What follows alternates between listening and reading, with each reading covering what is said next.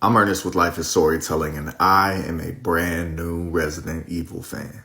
I know I'm a little late to the party, but with RE9 coming out earlier this year and the reception that got, and a little bit of time between new games, I did decide to embark on the adventure that is Resident Evil. Now understand, I did start off with Resident Evil 2. The first one I was told to skip because it does not have a remake. I have nothing against old games, but I don't want to go back to that. So I just watched a video on it to get the lore and started up with Resident Evil 2. And when I say that I am a new fan, I mean that I've never beaten a Resident Evil game ever before in my life. So this is going to be my first time going through. Now, although I didn't get all the way through the original, I did get a little bit of hands-on back in the day. And I remember bits and pieces of how it was. And I can see the stark difference in the original to the remake. What an amazing job they did.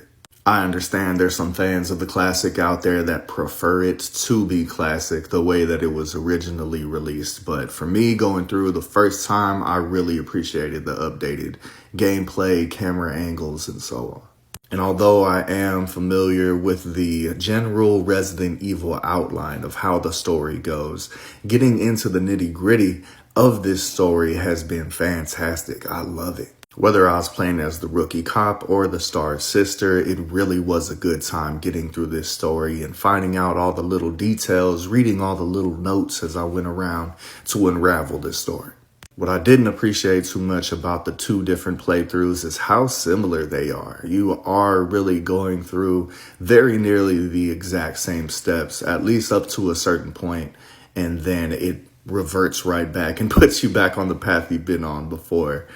I played Leon and then played Claire, and going through as Claire, I will say it did cut my playtime like in half for that playthrough, already knowing what I was supposed to do generally, but I do wish it varied just a little bit more. In Leon's playthrough, you of course get hands-on with Ada Wong, and her part is okay, but what I did love was the time that you get with Sherry.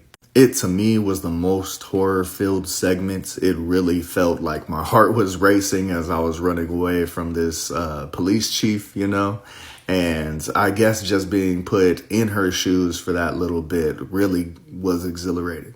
And please just let it be known that I cannot stand this guy, not in the least bit. All in all, I do think it's great. So it gets an 8 out of 10. I'm super excited to continue along this journey with Resident Evil. But please let me know what you think in the comments. And for more gaming news, reviews, and everything nerdy, be sure to like and follow.